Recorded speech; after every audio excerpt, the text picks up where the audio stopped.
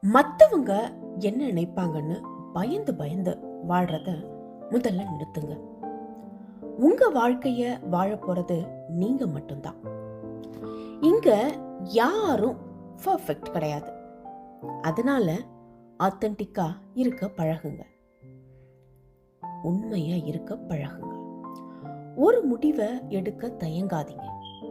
தப்போ சரியோ, அதுதான் உங்களை அடுத்த கட்டத்துக்கு கொண்டு போகும். உங்க குரலை அடக்காதீங்க. உங்க அனுபவம் யாருக்கோ ஒரு பாடமா இருக்கலாம். சின்னதா ஒரு முடிவை இன்னைக்கே தொடங்குங்க.